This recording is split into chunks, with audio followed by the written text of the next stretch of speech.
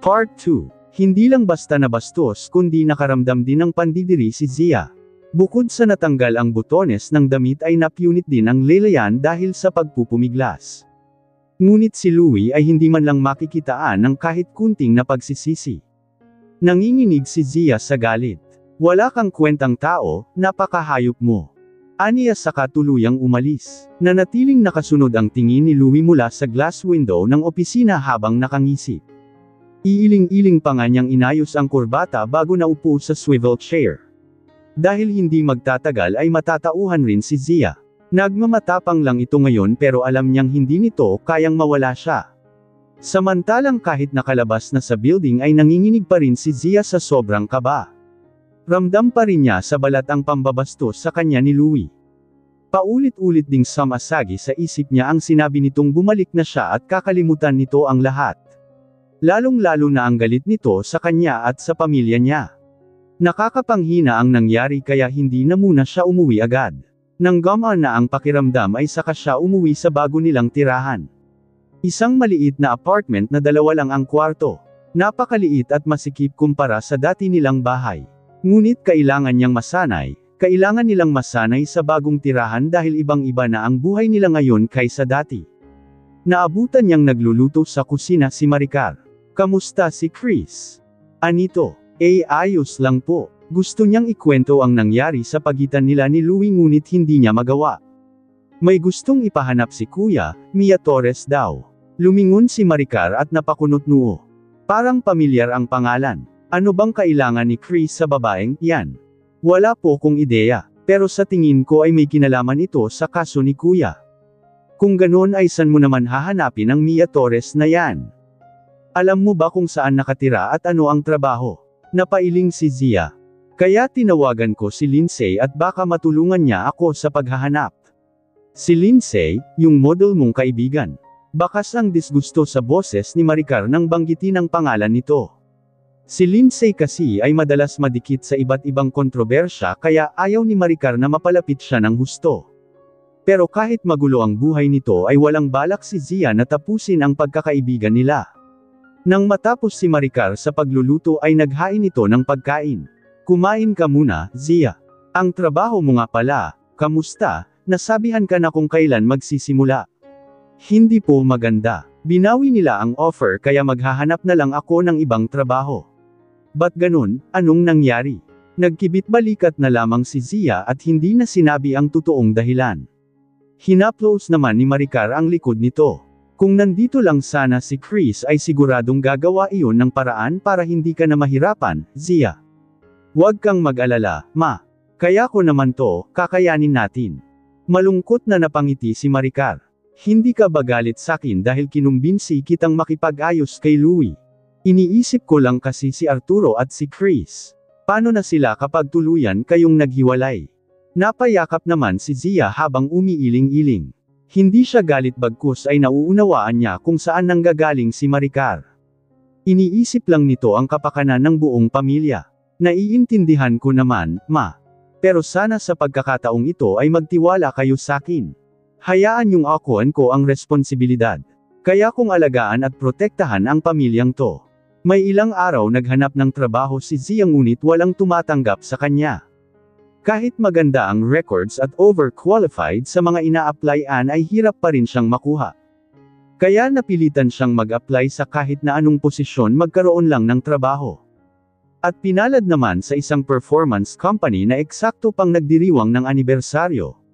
Sa unang araw ay agad siyang pinag-perform hanggang gabi. Nanginginig na ang kamay niya sa pagod ngunit hindi siya pwedeng tumigil sa takot na baka masisante agad. Nang dahil sa trabaho ay bihira na lamang niya mabisita ang ama kaya isang hapon ay nagtungo siya sa ospital upang makita si Arturo. Galing siya sa labas matapos bumili ng maiinom ng mapagmasdan ang paglubog ng araw. At hindi na napansin ang paglapit ni Patrick. Nabigla pa nga si Zia nang malanganan ito. Duke Patrick. Ngumiti naman ito. Kamusta ka? Prime, mabuti naman po. Hindi mo kailangang maging formal sakin, lalo pat matagal na tayong magkakilala. Nagtaka si Zia sa sinabi nito. Hindi mo ba talaga ako natatandaan?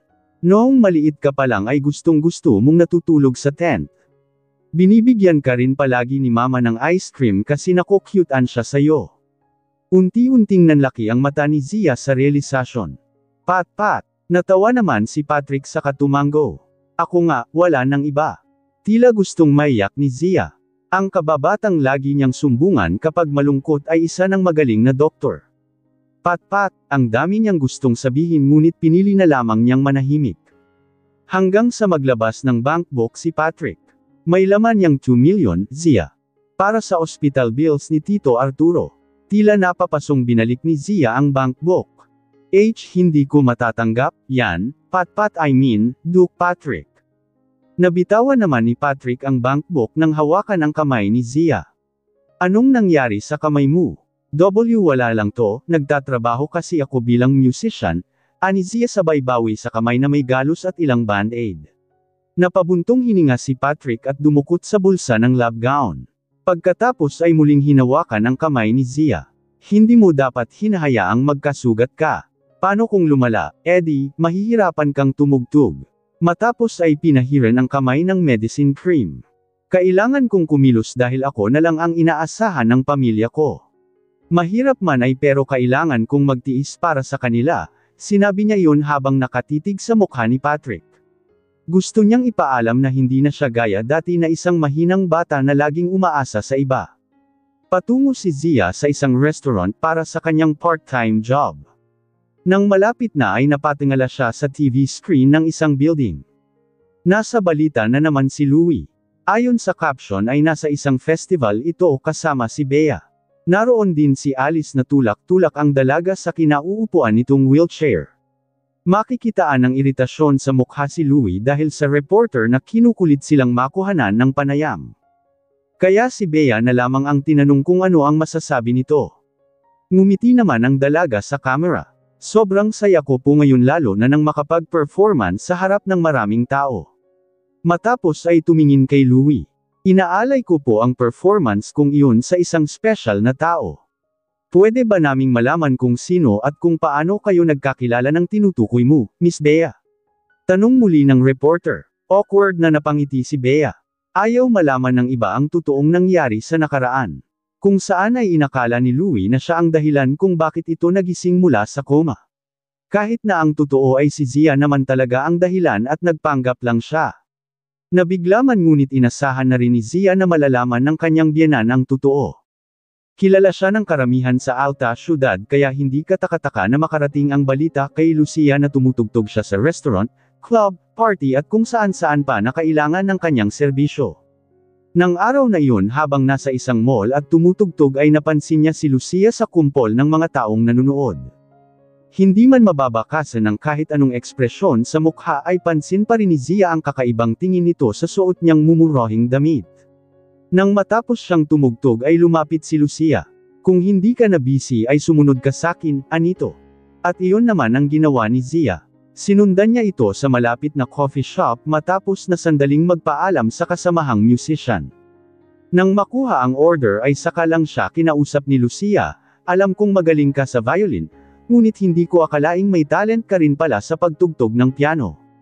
Substitute lang po ako ngayong araw dahil hindi makakasipot ang siyang dapat natutugtog ngayon, paliwanag ni Zia. Sumimsam muna ng inumin si Lucia bago muling nagsalita, tatapatan na kita, Zia. Hindi ka nababagay sa lugar na to. Asawa ka ni Louie Rodriguez, kaya hindi mo dapat ginagawa ito. Ang mas mabuti pa ay bumalik ka na bago pa maging huli ang lahat. At kung gusto mo talagang magtrabaho ay ihahanap kita ng magandang lugar na babagay sa kakayahan mo, alok pa ni Lucia. Makikipaghiwalay pa rin po ako, walang magbabago sa desisyon ko. Kaya wag niyo na po akong kumbansihin dahil kahit wala ako sa piling ni Louie ngayon ay alam ko kung anong pinagkakaabalahan niya ngayon. Muntik namang mabulunan si Lucia. Nakaramdam nga ng pagkailang dahil sa tapang ng boses ni Zia. Noon, kahit anong gawin o sabihin ni Lucia ay magalang pa rin ang manugang, hindi tulad ngayon. At kung maaari lang ay wag na po tayong magkunwari, Ma'am Lucia. Alam ko pong kahit noon pa man ay ayaw niyo na sakin para kay Louie. Kaya nakakapagtakang pinipilit niyo kung bumalik sa kanya. Kinabahan man sa inaasal ni Zia ay pinakita pa rin ni Lucia na siya ang mas may kontrol sa sitwasyong iyon.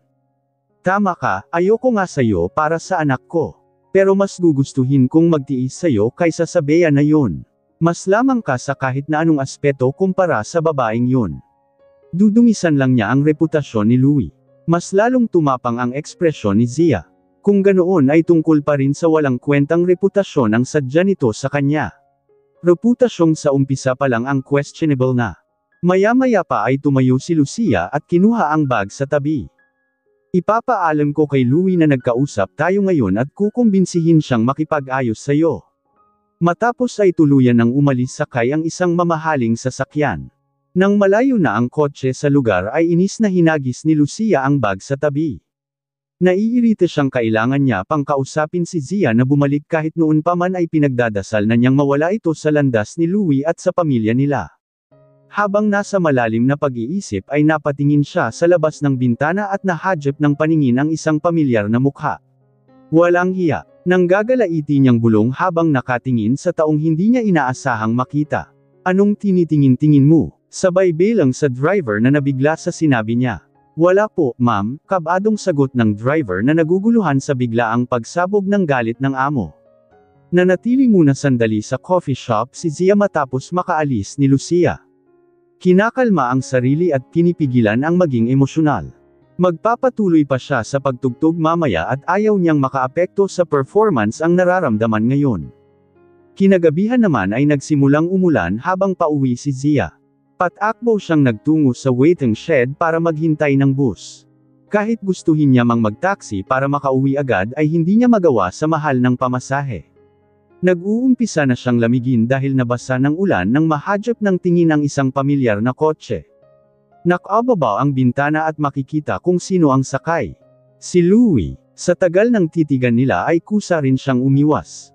Nagsisimula na naman kasing magwala ang puso niya nang masilayan ito. Aminado si Zia na namimiss na niya ito maging ang bahay nila at ang buhay bilang asawa nito. Ngunit ayaw na niyang maramdaman pa ang sakit. Mas lalong lumakas ang buhos ng ulan. Ni isang public transportation ay walang dumadaan. Mag-isa lang din si Zia sa waiting shed kaya sadyang malungkot ang tagpo. Nanatili ang tingin ni Louie kahit hindi na niya maaninag si Zia dahil sa lakas ng ulan. Alice, sabihin mo nga sakin kung ano pang dapat kong gawin para bumalik siya. Lumikot naman ang mata ni Alice at hindi agad nakasagot, sa tingin ko'y nagawa niyo na po ang dapat gawin para kumbansihin siyang bumalik. Kaya sa palagay ko'y oras na lang ang kulang. Oras para ma-realize ni Ma'am Zia na hindi niya po kayang mawala kayo, opinyon ni Alice. Hanggang kailan ko siya hihintayin kung ganun? Alam mong mahalaga sakin ang bawat oras at hindi ako naghihintay, saad ni Louie. Matapos ay naglabas ng sigarilyo. Nang sisindihan na ay mabilis niya ring binali at mabigat na napabuntong hininga. Labas. Ano po yun, sir? Naguguluhang tanong ni Alice. Ang sabi ko'y labas. Lumabas ka sa kotse, utos ni Louie. Pero umuulan po sir. Ikamamatay mo ba kung mababasa sa ng ulan? Kaya ano pang hinihintay mo? Alanganin namang lumabas ng sasakyan si Alice at tumakbo sa malapit na gusali para makisilong. Pagkaalis ng secretary ay lumipat sa driver's seat si Louie para magmaneho.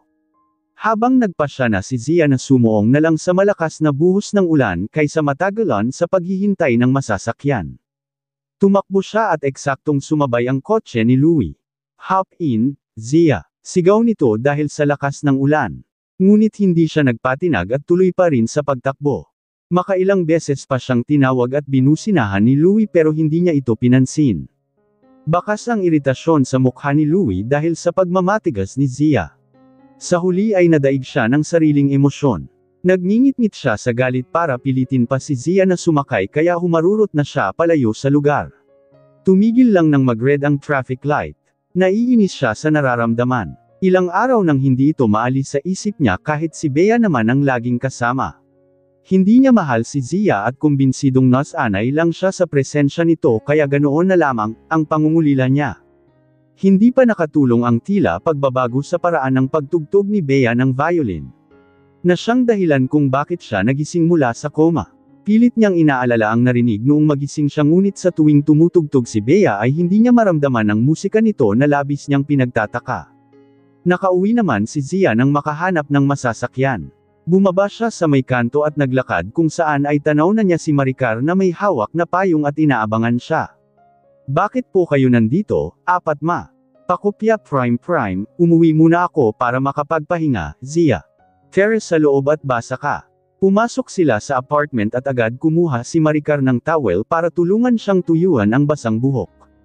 Nahirapan ka bang makasakay ng bus? Nagtaksi ka sana, Zia. Wala ring taxi sa daan, ma, palusot niya na lang. Mas mabuti pa'y maligo ka na lang at may sabaw pa sa kusina, ipaghahain kita. Nilalamig ako, ma. Gusto ko munang humigop ng mainit-init na sabaw, ani Zia. Umalis naman si Maricar upang kumuha ng pagkain. Pagbalik ay napatanong, Zia, kamusta na pala ang tungkol sa inyong dalawa ni Louie? Nagkausap na ba kayo ulit? Naibaba ni Zia ang hawak na mangkok saka napabungtong hininga. Ayaw niya pa ring makipaghiwalay. Saka, wala pa rin akong nahahanap na lawyer para sa divorce namin. Pero, huwag kayong mag-alala, ma. Nag-apply na ako ng separation. Kahit ayaw niya ay wala siyang magagawa. Humaplos naman sa balikat si Maricar. Matapos ay tumayo para kunin ang medicine cream. May bago ka na namang sugat. Saka maingat na nilagyan ng gamot ang daliri ni Zia. Panipi. Akala ko ba'y piano ang instrumentong gagamitin mo ngayon? May nag-request po kasi sa audience kaya pinagbigyan ko na, ma. Humapdi ang ilong ni Maricar nang maramdamang naiiyak siya. Hindi niya maiwasang malungkot para kay Zia. Noon, kahit saan magpunta ang anak ay marami ang humahanga sa angkin nitong talento bilang musician. Naiimbitahan pa nga sa mga kilalang okasyon sa loob at labas ng bansa ngunit ngayon ay kung saan-saan na lamang tumutugtog. Nang mapansin ni Zia na naluluha ang ina ay niyakap niya ito. Huwag kayong umiyak, ma. Malulungkot din ako. Di bale, kapag gumaling na si Papa at makalaya na si Kuya ay ipagpapatuloy ko ang pangarap ko. Mag-aaral ulit ako at tutugtog sa pinakasikat na teatro. Naniniwala akong matutupad ang pangarap mo, Zia. At makakaahon tayo sa problemang to, ani Maricar. Kahit emosyonal ay natawa silang dalawa habang nagyayakapan dala ang pag-asang malalampasin din nila ang kinakaharap na sitwasyon. Kasalukuyang nagpapatuyo ng buhok si Zia nang tumunog ang cellphone. Tumatawag ang manager nila sa performance company at sinabing kailangan niyang tumugtog bukas sa opening ng isang high-end French restaurant. Nang sinabi na gusto nila ng violinist ay ikaw agad ang naisip ko, Zia. 10 kiyaw ang bigayan sa 4 na oras na pagtugtog, hindi pa kasama ang tip. Pero syempre kailangan nating pag-usapan ang hatian. Ano, game ka? Anito? Napatayong bigla si Zia nang marinig ang halagang binanggit. Oo naman po. Ani ang may ngiti sa labi. Kailangan niya ng pera kaya kahit anong trabaho ang ibigay ay gagawin niya. Okay, magsuot ka ng magandang damit bukas, eh. Oh, sige. Good night na sayo, anito bago tapusin ang tawag. Na-excite si Zia at hindi napigil ang kunin ang violin. Ngayon pa lang ay iniisip na niya kung ano ang pwede niyang tugtugin bukas. Nang magsawa ay naghanap naman siya ng maisusuot. Iyong eleganteng tingnan. Hanggang makita niya sa closet ang isang light blue dress na ilang taon na niyang itinago. Ang naturang damit ang pinakaunang regalo ni Louie sa kanya kaya iniingatan niya ng husto. Oras na siguro para suotin niyang muli dahil wala na siyang rason para ingatan ang mga bagay na wala ng halaga sa kanya. Kinabukasan sa gabi sa high-end French restaurant ay napasobra ata ang ayos ni Zia. Hindi siya mukhang musician sa gabing iyon. Masyadong elegante ang ayos niya na tila isa siyang customer. Magkaganoon man ay ginawa niya ang trabaho. Tumugtog siya sa harap ng maraming tao habang nasa mini stage at napapalibutan ng magagandang dekorasyon. Walang kaalam-alam na mula sa labas ng restaurant ay natatanaw siya ni Louie sa glass window. Casual ang suot nito, na kung tutusin ay nakapambahay nga lang. Pinagmamasdan ang ngiti sa labi ni Zia habang humihit-hit ng sigarilyo. Kapag may lumalapit na lalaki ay napapahakbang si Louie palapit ngunit wala siyang balak pumasok sa loob. Halos maubos na ang sigarilyo sa pakete sa tagal niyang pinapanood si Zia. Iniisip na sana ay bumalik na ito sa kanya. Kapag nangyari iyon ay kakalimutan niya lahat at magsisimula silang muli. Nang matapos ang selebrasyon ay nagpaalam na si Zia sa manager na uuwi matapos mapag-usapan ang hatian sa bayad. Mag-iingat po kayo sa pag-uwi, aniya at kumaway-kaway habang naglalakad palayo. Ngunit nakakailang distansya pa lang ay isang hindi kilalang kotse ang huminto. "Pauwi ka na ba, Zia?" Prime ani Patrick. Tumanggaw naman siya na may ngiti sa labi nang makita ang kababata. "Pauwi na rin ako nang mapansin kita, sumakay ka na at ihahatid na kita." Kahit palagay ang loob kay Patrick ay hindi pa rin niya maiwasang mangamba. Oo, kaibigan niya ito pero mas mainam pa rin ang nag-iingat. "Naikwento nga pala kita kay mama, ang sabi niya ay dalhin daw kita minsan at ipagluluto kanya ng paborito mong pagkain," patuloy pa ni Patrick. "Talaga, natatandaan pa rin ako ni Tita Faye. Kamusta na siya?" Tuluyan nang lumapit si Zia at sumakay sa kotse. "Okay lang naman. Kumain ka na ba?" "May burger ako riyan," alok ni Patrick. "Ayos lang, kumain ako kanina sa pinuntahan ko." "Anong oras na yun kaya kumain ka, Zia?" "Huwag kang mahiya sakin," ani Patrick at nagmaneho na palayo. Habang may nakasunod na isang itim na kotse. Si Louie na madilim ang ekspresyon habang nakatitig sa sinakyan ni Zia. Iniisip na ang isang doktor na gaya ni Patrick ay imposibleng basta na lang mapapadpad sa lugar. Maliban na lang kung sadya. Kaya tinawagan niya si Alice at inutusan ito kung anong koneksyon ni Patrick sa mismong restaurant. At hindi nga siya nagkamali sa hinala. Dahil si Patrick Sanchez ang may-ari ng naturang high-end French restaurant. Nakatulog si Zia sa kotse dahil sa pagod. Habang malayang pinagmamasdan ni Patrick. Nang malapit na sa apartment ay hininto nito ang sasakyan. Unti-unting hinawakan ang buhok ni Zia upang ayusin. "Una kitang nakilala," bulong ni Patrick. Maya-maya pa ay naalimpungatan si Zia at biglang napaatras nang makitang malapit ang mukha ni Patrick. Hindi manhid si Zia para hindi malaman kung ano ang ginagawa nito. Ang paglapit at pakikipagmabutihan muli ni Patrick ay may iba ng kahulugan. Dito na lang pala ako. Lalakarin ko na lang ang pauwi sa apartment, salamat." Saka nagmamadaling lumabas ng kotse. "Okay, mag-iingat ka," ani Patrick. Pagkaalis ng sasakyan ay naglakad pauwi si Zia. Nang nasa tapat na siya at bubuksan ang gate ay may biglang humila sa kanya sabay tulak sa pader. Takot ang unang rumahestro nang makita ang galit ni Louie. "Bitawan mo ko. Kaya ba ayaw mo nang bumalik sakin ay dahil kay Patrick?" Akusa ni Louie. Mas lalong nahintakutan si Zia nang humigpit ang hawak nito at maramdaman sa ibaba ang masilang parte ng katawan ni Louie na unti-unting nabubuhay. Sa apat nilang pagsasama ay kabisado na ni Louie kung sa paanong paraan hahawakan si Zia. Kung saan ang kilati nito upang tuluyang bumigay sa kanya. Naging mas mapangahas pa nga si Louie nang magpatay sindi ang ilaw sa labas ng apartment. Marahan at puno ng init ang bawat haplos niya sa hita ni Zia habang ang isang kamay ay minamasahe ang malulusog nitong dibdib. Nang hina ang tuhod ni Zia at tuluyang napasandal sa katawan ni Louie. Sa malalim at tahimik na gabi ay maririnig ang kinakapos niyang hininga na kahit anong kagat niya sa ibabang labi ay kusa pa ring kumikawala ang ungol. At nang humaplos ang kamay ni Louie sa undergarments ni Zia ay tila natauhan naman ito. Tama na. Ngunit masiyadong mahina si Zia para itulak ito. Kaya mas idiniin pa siya ni Louie sa pader. Kilabot ang naramdaman ni Zia nang dumampi ang labi nito sa kanyang tenga. "Umamin ka nga, ipinagpalit mo na ba ang doktor na yun sakin?" ani Louie. Natatakot na talaga si Zia sa ginagawa nito at hindi na napigil ang maiyak. Ngunit hindi natinag si Louie at nakuha pang amoy-amuyin ang leeg nito. Sa huli ay sumuko si Zia, hindi niya talaga kayang labanan si Louie. Masyado siyang mahina para itulak ito. Gustuhin niya mang sumigaw at humingi ng tulong ay nangangamba rin siya sa kahihinatnat lalo pa at bago lang sila sa lugar.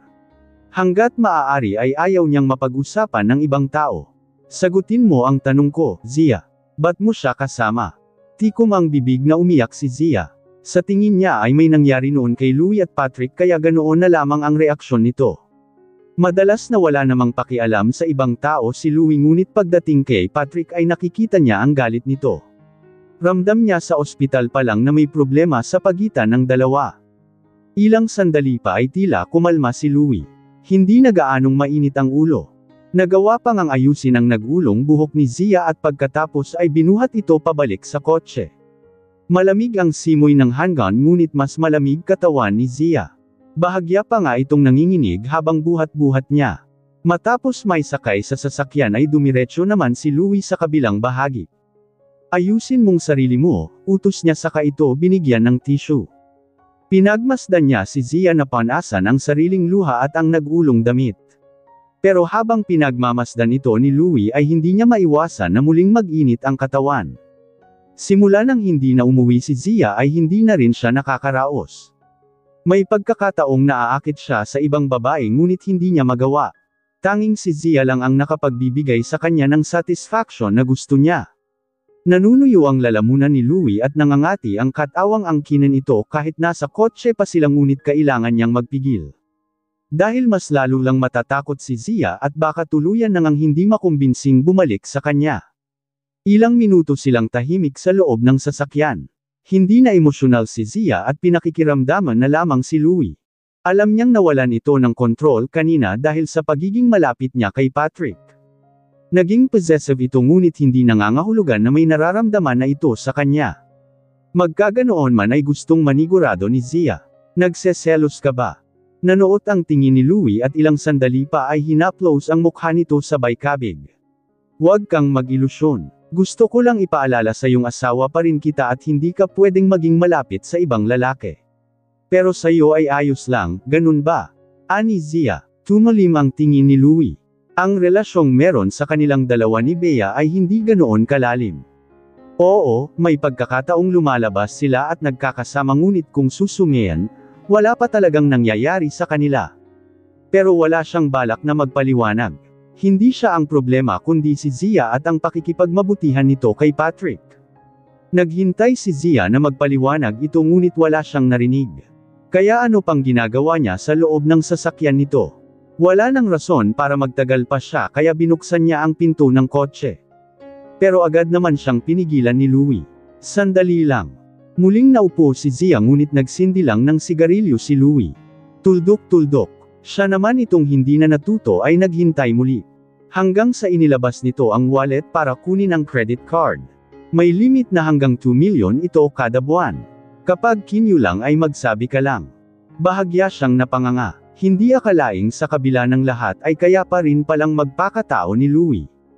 Kung sana noon pa man ay ganito na ito. Ngunit anong kapalit? Noong gumuho ang buhay ng pamilya, Cruz ay kinailangan ni Zia ng malaking halaga na buwan-buwan niyang natatanggap kay Louie. Kapalit ng pagiging sunod-sonyeran sa kagustuhan nito. Ibig sabihin, kung tatanggapin niya ang credit card ay muli siyang babalik sa dating buhay sa piling nito. At iyon ang ayaw mangyari ni Zia. Kaya binalik niya ang credit card. Salamat na lang pero masyado ka ng huli, Louie. Ba't hindi mo maintindihan ang dahilan kung bakit tayo humantong sa ganito? Hawak ni Louie ang credit card at pinaglaruan ito sa kamay habang matalim ang titig sa kanya. Kasi hindi kita mahal. Ang akala mo ba talaga ay magugustuhan kita sa pagdaan ng taon, Zia? Huwag mo kong patawanin dahil kahit na kailan ay hindi yun mangyayari. Baka nakakalimutan mo ang dahilan kung bakit tayo nakasal noon. Kaya wag mong ipamukas sa akin ang mga bagay na kahit kailan ay hindi mangyayari. Kung ganun pala ay ba't ayaw mo pa rin akong pakawalan?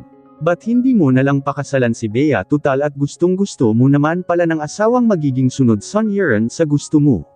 Matapos ay tuluyang lumabas sa kotse. Palayain na natin ang isa't isa, ani Zia bago paarang binagsak ang pinto ng sasakyan. Nanatili naman sa pwesto si Louie at hindi na nag-abalang pigilan ito. Napasandal siya sa kinauupuan at hinilot-hilot ang noo dahil sa iritasyon. Oo, hindi niya mahal si Zia pero hindi siya sang-ayon sa gusto nitong magpakasal siya sa ibang babae. Hindi niya nakikita ang sarili sa iba, kahit kay Bea pa. Napapagod na siyang maghabol. Hindi na niya alam kung paano susuyuan si Zia na ayaw nang bumalik sa kanya. Habang naglalakad pabalik sa apartment ay hindi maiwasang manginig ng tuhod ni Zia. Sandali siyang tumigil at kinalma ang sarili hanggang sa muling nagpatuloy pa uwi. Hindi pa umaalis ang kotse ni Louie at ayaw niyang mapansin nitong kabado siya. Kinikilabutan man dahil sa haplos nitong nanunuot pa rin sa kanyang balat ay nagpakatatag si Zia. Nang makarating sa pinto ay sakto namang may tumawag sa kanyang pangalan. Paglingunin ay nabigla siya nang makita ang kaibigan, si Lindsay. Paano mo nalaman ang lugar na, Ani Zia? Nagpunta ako sa ospital at nakausap si Tita Maricar. Sinabi niya tong address sa apartment. Tumanggaw-tango si Zia at binuksan ang pinto. Ngunit bago pumasok ay tinanaw niya muna kung naroon pa ba ang kotse ni Louie. Nakahinga siya nang wala na sa pwesto ang sasakyan. Dumiretso kaagad ako sa ospital pagkagaling ko sa airport. May makakain ka ba riyan? Gutom na kasi ako, ani Lindsay saka sumunod dala ang luggage. Nang tuluyang makapasok ay natigilan si Lindsay nang makita ang kabuuan ng apartment. Binitawan niya ang dalang luggage at maluha-luhang niyakap ang kaibigan. Nahulaan naman agad ni Zia kung bakit ito biglang napayakap. Ayos lang ako. Unti-unti na akong nasasanay sa lugar na ito, aniya. Ngunit hindi kumbinsido si Lindsay. Paanong ang isang gaya ni Zia na lamaking prinsesa ay masasanay sa ganito kaliit na apartment, na kung tutuusin ay malawak pa ata ang banyo niya sa bahay. Sumanggot-singhot naman si Lindsay, pinipigilan ang tuluyang maiyak. Gutom na ko, Zia. Pwede mo ba akong ipaghanda ng makakain, saka gusto kong maligo? Dito na rin ako matutulog ngayong gabi, dahil marami tayong dapat pag-usapan. Tumanggaw naman si Zia at agad pinaghanda ng pagkain si Lindsay. Sa kanilang dalawa ay siya lang ang natutong magluto o tamang sabihin na may pasensya pagdating sa gawaing bahay. Pagkatapos maligo ni Lindsay ay sabay pa silang kumain habang nagkukwentuhan. Alam mo bang dapat ay kanina pa ako rito? Pero hindi ako makatuloy-tuloy dahil dun sa 2 tao na nagmi-make out. Kwento ni Lindsay. Natigilan naman si Zia. Mabuti na lang at nalunok na niya ang kinakain dahil sa malamang ay mabubulunan siya. Hindi ko nga lang maaninag ng husto ang mukha nila dahil patay sindi yung ilaw. Pero grabe, Zia, halatang halata na gumagawa sila ng milagro. Patuloy pa ni Lindsay. Napatikhim si Zia at kunwari ay walang kaalam-alam kahit ang totoo ay walang duda na silang dalawa ni Louie ang ikinukwento ng kaibigan. Talaga, komento niya naman. Nanliit ang mata ni Lindsay habang nakatitig kay Zia at ilang sandali pa ay napatili. Oh my gosh! Ikaw yung babae. Tapos, si Louie yung lalaki tama ba? Umiwas ng tingin si Zia saka kumain. Oo, nandito siya kanina, ani ang halos pabulong na. Nahampa ni Lindsay ang table dahil sa inis. Ang kapal naman ng mukha niyang gawin sa yun at sa public place pa. Tandang padamdam panipik. Kahit madalas na wala sa bansa dahil sa trabaho ay alam ni Lindsay ang nangyayari sa buhay ng kaibigan. Naikwento sa akin ni Tita Maricar ang nangyari sa'yo nitong nakaraan. Nahihirapan ka na nga sa sitwasyon ng pamilya mo tapos dumagdag pa. Yang asawa mong kakambal pa ata ni Satanas. Sa inis ay naglabas ng sigarilyo si Lindsay. Hindi naman maiwasan ni Zia na pagmasdan ang kaibigan. Kahit galit ay maganda pa rin. Kaya sa halip na mahiya dahil nalaman pa nito ang kinakaharap niyang problema ay napangiti na lamang siya. At san ka kamo tumutugtog? Nako, sa sobrang talented mo'y hindi ka nababagay sa ganong lugar, Zia. Ang mas mabuti pa ay kausapin natin si Austin.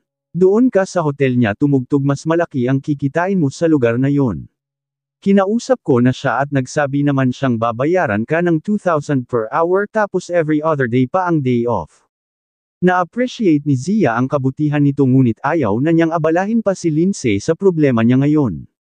Ayos lang talaga ako, Lindsay. Okay naman yung pinagtatrabahuhan ko ngayon, tanggi niya. Ay hindi, para san pat naging kaibigan mo ako kung hindi kita kayang tulungan.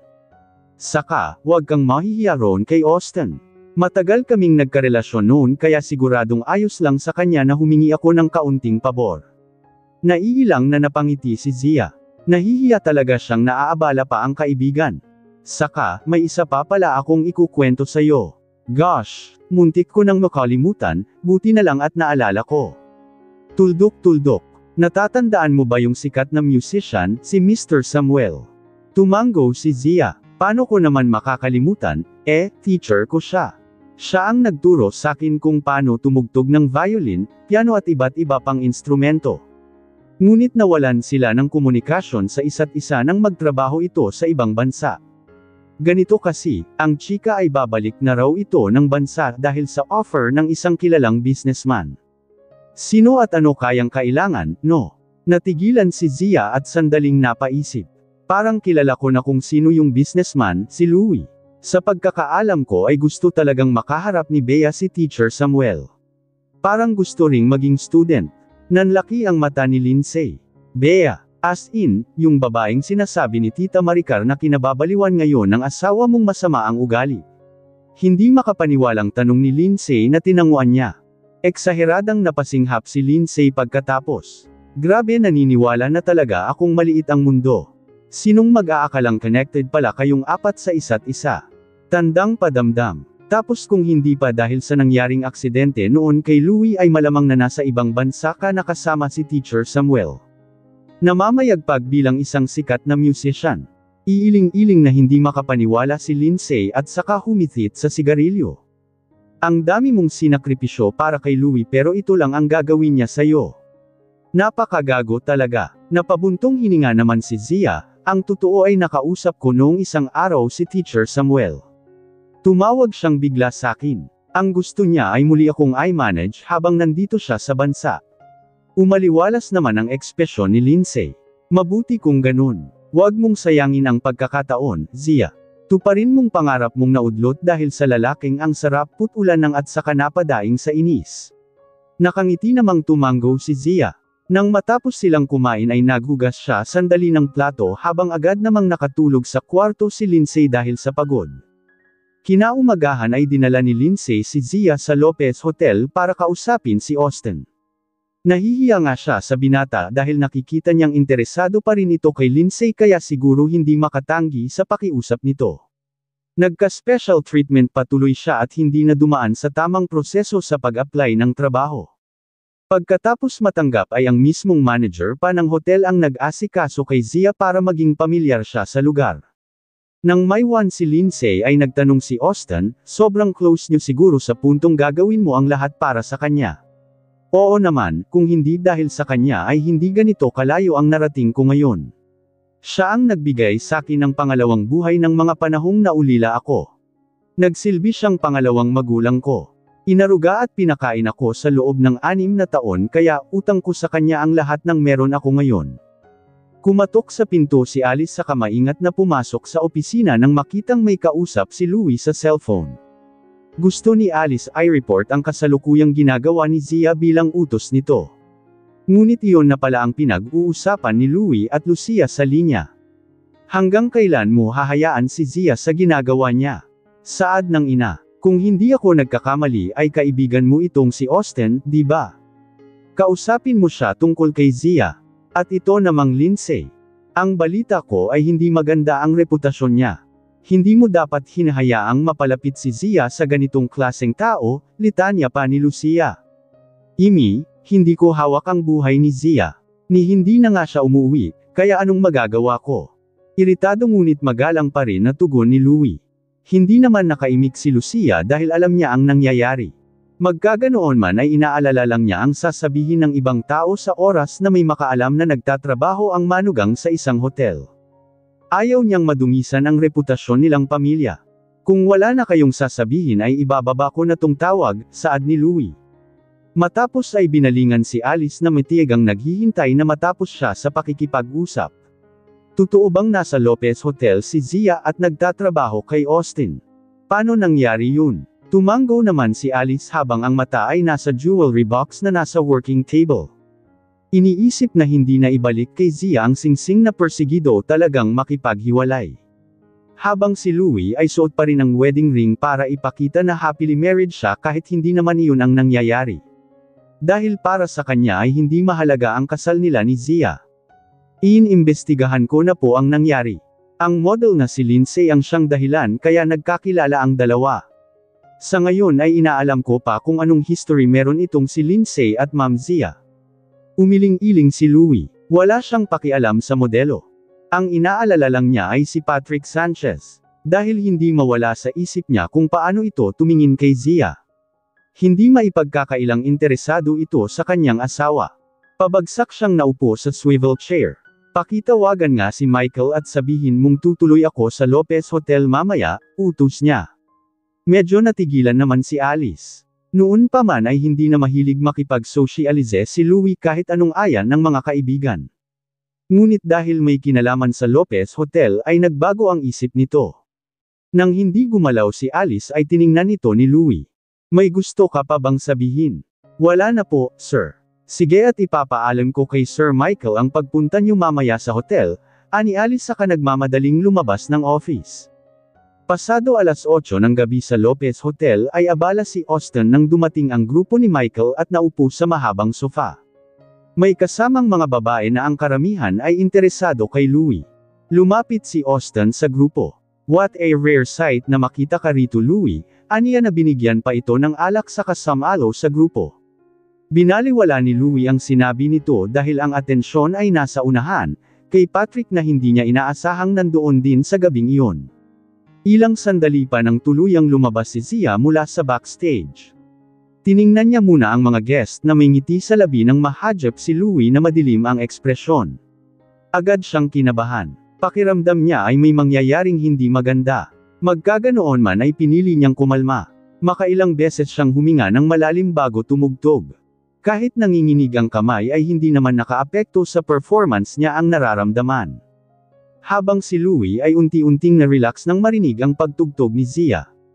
Ito ang unang beses na mapanood at marinig niya itong mag-violin mula nang makasal sila.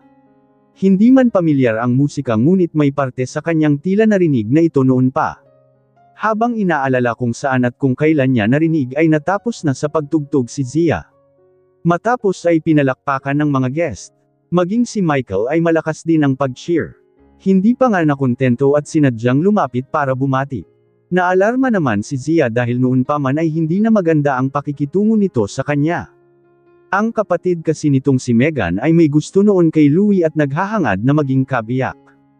Kaya simula noong makasal siya ay iba na ang trato nito sa kanya. Nice to meet you, Zia, ni Michael sa kahinawakan ng braso para dalhin sa grupo. Louie, nandito ang asawa mo. Hindi man komportable ay kailangan harapin ni Zia ang mga guest dahil naroon din si Austin. Wala siyang ideya na magkakakilala pala ang mga ito. Habang inuulan ng papuri at sinamantala naman ni Michael ang pagkakataon at nagbuhos ng alak sa baso. Zia, alam mo bang galit na galit noon sa'yo si Megan? Pero matagal na, yun kaya gusto kong kalimutan na natin ang nakaraan, pwede ba? Sabay inom sa alak. Hindi nag-react si Zia kaya muling nagbuhos ng alak si Michael sa baso sabay abot. Bilang peace offering, 3 basong wine para sa muli nating pagkakaayos. Ani Michael na may kakaibang ngiti sa labi. Hindi maintindihan ni Zia kung bakit parang siya pa itong may pagkakamali noon. Magkaganoon man ay tinanggap niya ang baso. Sa totoo lang ay hindi siya sanay sa alak at madali pang malasing kaya kapag nagkaroon ng pagkakataon ay agad siyang aalis bago patamaan ng kalasinggan. Tinitigan niya ng matagal ang baso saka huminga ng malalim. Pagkatapos kong inumin lahat, anuman ang mangyari ay hinding-hindi mo ko guguluhin. Kapag nangyari iyon ay kakalimutan ko ang mga nangyari sa nakaraan, aniya at sandaling napasulyap kay Louie. Kung pwede nga lang ay ganoon din ang gagawin niya. Ang kalimutan ito. Sandaling nawala ang tuwa sa mata ni Michael ngunit ilang sandali pa ay napangiti. Okay, kung yan ang gusto mo. Kahit na maghiwalay kayo nitong si Louie ay hinding-hindi kita guguluhin. Matapos marinig ang pangako nito ay magkakasunod na ininom ni Zia ang 2 basong alak. Ngunit sa pangatlo ay natigilan siya. Ang bilis umepekto ng alak sa katawan niya. Maging ang pisngi ay nagsisimula ng mag-init. Hindi na niya gustong uminom pero hindi siya pwedeng umatras lalo pa at marami ang sa kanya ay hinihintay na tapusin niya ang kasunduan. Samantalang naaaliw naman sa isang tabi si Austin habang pinagmamasdan si Louie. Hindi niya kasi ito nakikitaan ng kahit na anong reaksyon kaya malamang ay tama ang naririnig niyang balita. Na maghihiwalay na ang dalawa. At mukhang ang buong grupo ay ganoon din ang nalalaman. Kaya aliw na aliw habang pinagkakatuwaan ito. Ngunit nang iinuman na ni Zia ang panghuling alak ay bigla na lamang tumayo si Louie sabay hablat sa baso. Ako nang iinam sa panghuling baso. Matapos ay inisang lagok ang alak sabay bagsak sa baso dahilan kaya natahimik ang buong grupo. Napalunok ng laway si Michael nang makita ang iritasyon sa mukha ni Louie lalo na nang tingnan pa siya. Mukhang natunugan ni Austin na magkakagulo kaya tumayo siya at tinapik-tapik sa balikat si Michael sabay bulong, mukhang napasobra ka ata ngayon, par. Hindi mo sana ininit si Louie dahil kahit saang anggulo mo tingnan asawa niya pa rin si Zia.